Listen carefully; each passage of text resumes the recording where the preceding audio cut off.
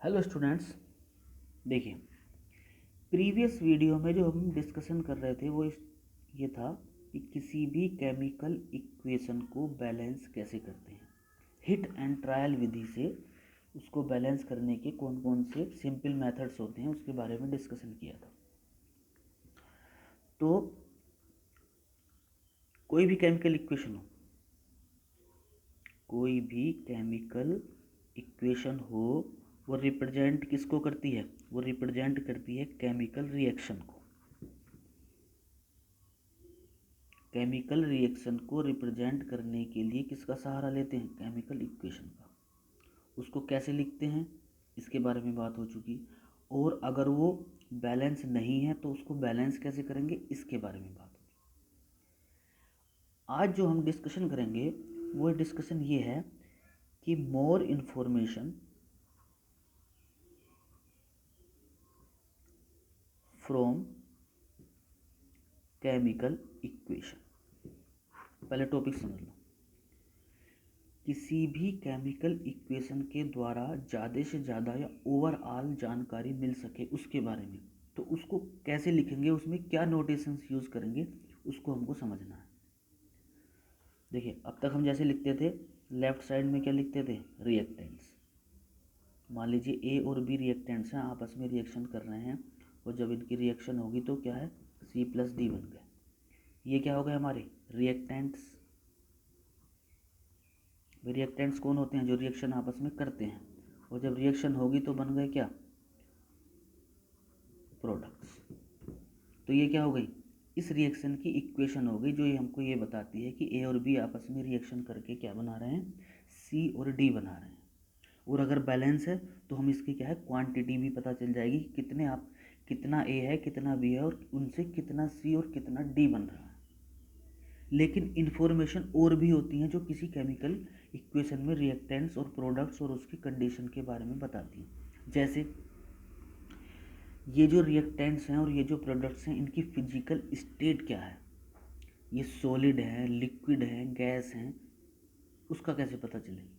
या रिएक्शन किस मीडियम में हो रही है, वाटर वगैरह में हो रही है या किसी अदर सॉल्वेंट्स में हो रही है, उसका कैसे पता चलेगा? या ये जो है हमारा रिएक्शन में अगर एसिड या बेस है तो उसकी स्ट्रेंथ कैसी है? कम पावरफुल है या ज़्यादा पावरफुल है? ठीक। रिएक्शन की कंडीशंस, जैसे टेम्परेचर रिएक्शन में क्या मेंटेन है, प्रेशर कितना है, कैटलिस्ट अगर यूज़ हो रहा है तो वो कौन सा है, उसको कैसे शो करेंगे?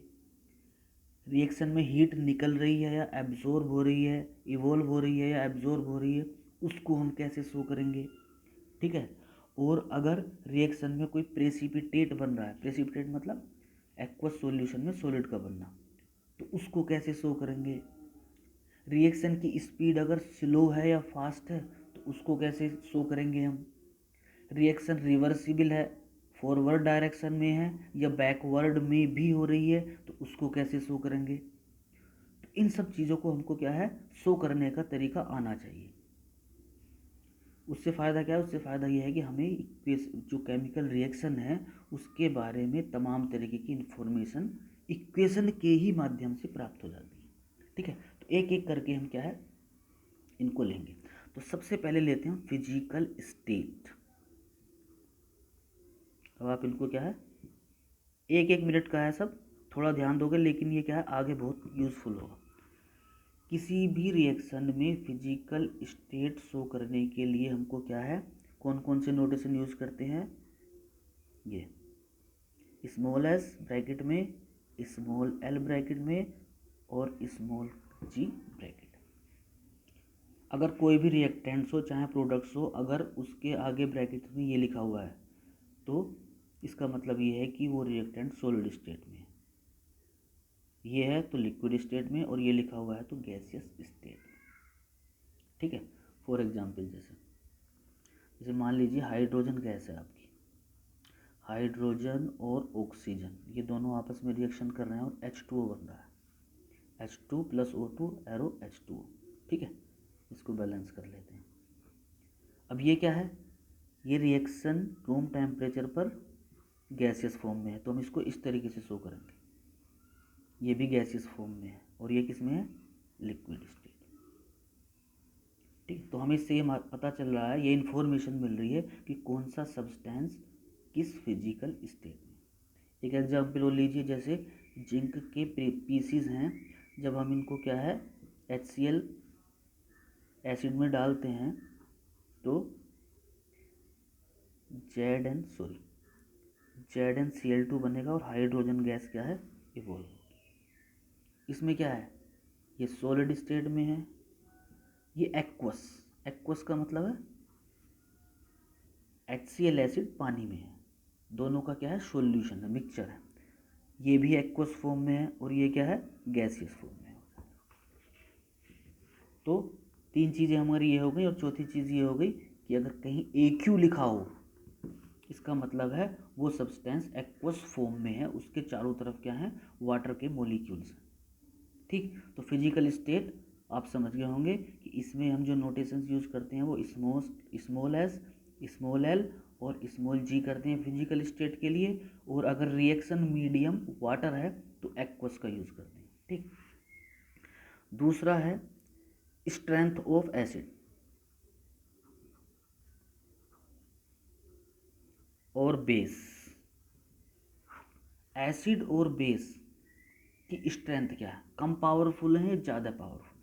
देखिए नेक्स्ट चैप्टर जो है आपका 10th में आगे जो आएगा वो एसिड बेस एंड साल्ट ही आएगा, तो डिटेल तो स्ट्रेंथ के बारे में हम वहाँ डिस्कशन करेंगे। यहाँ आप इतना समझ लो कि अगर एसिड और बेस कम पावरफुल है तो उसको क्या है, हम डिनोट करेंगे DIL से, DIL डॉट, और अगर ज़्यादा पावरफुल है तो हम उसको यूज़ करेंगे कॉन्क डॉट।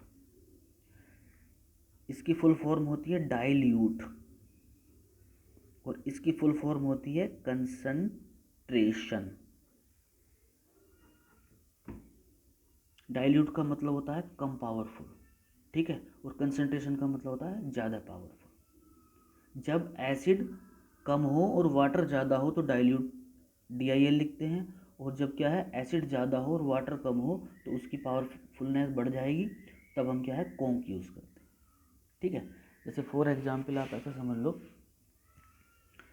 कि जिंक है सॉलिड स्टेट में, जब आप क्या है H2SO4 सल्फ्यूरिक एसिड है और ये एक्वस फॉर्म में है तो क्या बनता है हमारा ZnSO4 प्लस H2, ये भी एक्वस होगा और ये गैसियस फॉर्म में होगा। ठीक, चलो मैं इसमें दिखाता हूँ आपको सही से, लिखने में थोड़ी परेशानी हो रही है। देखिए समझ लो, जिंक है, सल्फ्यूरिक एसिड है, ये क्या है डाइल्यूट फॉर्म में है। डाइल्यूट फॉर्म मतलब ये एसिड कम स्ट्रेंथ का है, तो ZnSO4 बन गया प्लस H2O बन गया। तो डाइल्यूट लिखा हुआ है, इसका मतलब ये कम पावरफुल है, वाटर इसमें ज़्यादा है और एसिड कम है। तो आपको क्या ध्यान रखना है, डाइल्यूट मतलब एसिड की पावर जो है वो कम है, या बेस, अगर बेस यूज़ कर रहे हैं तो बेस की पावर कम है, और कॉन्क लिख रहे हैं तो इसकी मतलब पावर क्या है, ज़्यादा है। DIL मतलब होता है डाइल्यूट और कॉन्क मतलब होता है कंसंट्रेशन। ठीक है, नेक्स्ट हम बता रहे थे conditions of the reactions.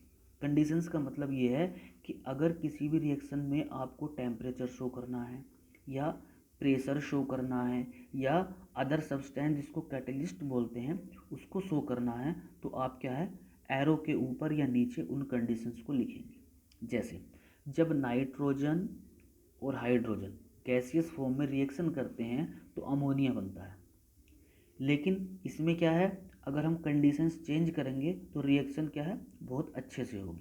Conditions क्या है, इसमें टेम्परेचर 450 डिग्री सेंटीग्रेड रखा जाता है और प्रेशर क्या है 200 एटमॉस्फेरिक प्रेशर रखा जाता है। कैटलिस्ट इसमें आयरन होता है और मोलिब्डेनम होता है। तो ये क्या होगी, सारी कंडीशंस होगी। ये कहाँ इंक्लूड करी है हमने, एरो पर इंक्लूड करी। ठीक है, तो कंडीशंस को हम कहाँ शो करते हैं, एरो पर इंक्लूड करते हैं। नेक्स्ट आता है हमारा heat change in the reaction. इसका सीधा मतलब ये है कि अगर रिएक्शन में हीट इवॉल्व हो रही है और एब्जॉर्ब हो रही है तो आप उसको कैसे शो करोगे। तो अगर इवॉल्व हो रही है तो राइट हैंड साइड में आप प्लस ऐड कर दोगे। जैसे जब नाइट्रोजन गैस और हाइड्रोजन गैस आपस में रिएक्शन करती हैं तो अमोनिया बनता है, इसमें जो है 93.6 किलो जूल एनर्जी क्या है इवोल्व होती है। तो अगर इवोल्यूशन हो रहा है तो हम क्या है राइट हैंड साइड में प्लस लिखेंगे, और अगर एब्जॉर्प्शन हो रहा है तो माइनस लिखेंगे। तो जब नाइट्रोजन और ऑक्सीजन मिलकर क्या है नाइट्रिक ऑक्साइड बनाती हैं तो हमारा क्या है एब्जॉर्ब होती है। तो एब्जॉर्ब को शो करने के लिए रिएक्शन में हम राइट हैंड साइड में माइनस लिखते हैं। ठीक है, ये है। नेक्स्ट है formation of A precipitate. Precipitate का मतलब ये होता है कि किसी भी एक्वस मीडियम में या अदर लिक्विड मीडियम में जो सॉलिड जो प्रोडक्ट है वो सॉलिड फॉर्म में बनता है, तो उसको हम प्रेसिपिटेट कहते हैं। अब इसको शो कैसे करते हैं, इसको शो करेंगे हम, देखिए कोई भी रिएक्शन हो अगर उसमें सॉलिड बन रहा है तो उसको इस तरीके से शो करते हैं, क्योंकि ये रिएक्शन मीडियम में नीचे बैठ जाएगा। और अगर गैस बनती है मोस्टली तो एरो क्या है ऊपर जाता है अप। तो एरो डाउन मतलब प्रेसिपिटेट और एरो अप मतलब गैस। तो इसमें क्या है जब हम बेरियम क्लोराइड की रिएक्शन सल्फ्यूरिक एसिड से करते हैं तो बेरियम सल्फेट बनता है जो सॉलिड फॉर्म में आहिस्ता आहिस्ता नीचे बैठ जाता है, और इसको शो करेंगे हम डाउनवर्ड्स एरो से। ठीक है। नेक्स्ट कंडीशन ये है कि अगर रिएक्शन स्लो है और फास्ट है तो इसको कैसे शो करें। तो इसको सिंपली हम शो करते हैं, अगर रिएक्शन स्लो है तो इसके ऊपर स्लो लिख देंगे, और अगर फास्ट है तो फास्ट लिख देंगे। क्योंकि कुछ रिएक्शंस क्या हैं काफ़ी समय लेती हैं, और कुछ रिएक्शंस क्या हैं सेकंड्स में कंप्लीट हो जाती हैं, तो उनको डिनोट करने के लिए हम स्लो एंड फास्ट कर लिखते हैं। और लास्ट आपका आता है रिवर्सिबिलिटी ऑफ ए रिएक्शन। तो ये जितनी आप रिएक्शंस देख रहे हो इसमें एरो कहाँ है आगे जा रहा है, मतलब रिएक्शन फॉरवर्ड डायरेक्शन में हो रही है। लेकिन कुछ केमिकल रिएक्शंस ऑर्गेनिक रिएक्शंस खासतौर से वो बैकवर्ड डायरेक्शन में भी जाते हैं, और उनमें क्या है इक्विलिब्रियम हो जाता है। तो जो रिएक्शन फॉरवर्ड के साथ साथ बैकवर्ड भी जाती हैं तो उसको जो हम शो करते हैं वो किससे शो करते हैं, देखिए फॉरवर्ड के लिए हम करते हैं ये यूज़। इसका मतलब ये है कि रिएक्टेंट से हमारा प्रोडक्ट्स बन रहा है।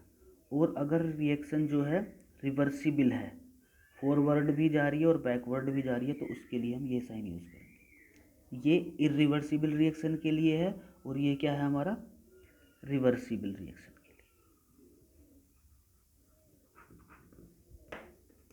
ठीक है, जैसे एग्जाम्पल आपका हम क्या है जब भी एसिटिक एसिड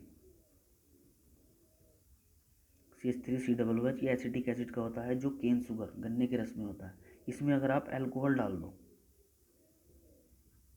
ठीक है आगे बताया जाएगा जब आपको ऑर्गेनिक केमिस्ट्री चलेगी, अल्कोहल डालेंगे तो इसमें जो बनेगा वो हमारा एस्टर बनेगा CH3COOC2H5 प्लस वाटर। तो क्या है ये आपस में रिएक्शन करेंगे तो ये बनना शुरू हो जाएगा, लेकिन कुछ देर बाद रिएक्शन के ये फिर पीछे बैकवर्ड हो जाएगी, मतलब इनके मिलने से ये बनेगा और फिर इनके मिलने से ये बन जाएगा, तो ये रिएक्शन हो जाएगी रिवर्सिबल। मतलब ये रिएक्शन फॉरवर्ड डायरेक्शन में भी जा रही है और बैकवर्ड डायरेक्शन। ठीक है, ये है। तो फॉरवर्ड और बैकवर्ड के लिए हम क्या है रिवर्सिबल यूज़ करते हैं, और इनके लिए इरिवर्सिबल। एक बार क्या है आप थोड़ा सा इसका रिवीजन देख लो, क्योंकि ये क्या है बहुत इंपॉर्टेंट है। कोई भी रिएक्शन हो उसमें फिजिकल स्टेट को डिनोट करने के लिए हम स्मॉल एस के लिए सॉलिड, स्मॉल एल के लिए लिक्विड, स्मॉल जी के लिए गैस और AQ के लिए एक्वस का यूज़ करते हैं। अगर एसिड की स्ट्रेंथ है कम स्ट्रेंथ है कम पावरफुल है तो DIL का यूज़ करते हैं जिसका मतलब डाइल्यूट होता है, और अगर पावरफुल है तो CONC कॉम का यूज़ करते हैं जिसका मतलब कंसनट्रेशन होता है। इनकी डिटेल हम नेक्स्ट चैप्टर में लेंगे, क्योंकि वहाँ आपके चैप्टर का नाम है acid base and salt. Third क्या है अगर कंडीशंस को शो करना है तो एरो के ऊपर हम क्या है temperature, pressure and catalyst substance को लिख देते हैं, जिससे हमें ये पता चल जाता है कि रिएक्शंस की कंडीशन क्या है। नेक्स्ट है heat change in the reaction. Heat change का मतलब ये है कि रिएक्शन में हीट इवॉल्व हो रही है या एब्जॉर्ब हो रही है। हीट जो है वो हीट एनर्जी निकल रही है या उसके अंदर आ रही है, तो इसको हम क्या है प्लस और माइनस से शो करेंगे। अगर ध्यान रखना है अगर हीट इवॉल्व हो रही है निकल रही है तो राइट हैंड साइड में प्लस ऐड करेंगे, और अगर एब्जॉर्ब हो रही है तो माइनस क्या है एनर्जी के आगे लिखेंगे। किसी रिएक्शन में अगर प्रेसिपिटेट बन रहा है तो हम उसको क्या है डाउनवर्ड एरो से शो करेंगे। नेक्स्ट है, अगर कोई रिएक्शन स्लो है या फास्ट है तो एरो के ऊपर हम क्या लिख देंगे, स्लो और फास्ट लिख देंगे। रिएक्शन अगर रिवर्सिबल है तो उसके लिए रिवर्सिबल साइन का यूज़ करेंगे, और अगर इरिवर्सिबल है तो उसके लिए हम क्या है, इरिवर्सिबल का यूज़ करेंगे। इरिवर्सिबल में जो एरो का हेड होता है वो आगे की तरफ होता है, और रिवर्सिबल में क्या है, दोनों तरफ हेड होते हैं हाफ हाफ। ठीक है, इस तरीके से हमारा क्या है, किसी भी केमिकल इक्वेशन के द्वारा क्या है, हम ज़्यादा से ज़्यादा इन्फॉर्मेशन वो प्राप्त कर सकते हैं। More informative description by a chemical equation. तो अगर आप इन चीज़ों को ध्यान रखेंगे तो केमिकल इक्वेशन देखिए है क्या एक्चुअल में, अब जो है आपके नेक्स्ट चैप्टर जितने भी आएंगे उनमें क्या है, केमिस्ट्री को केमिकल इक्वेशंस के माध्यम से ही समझा जाएगा।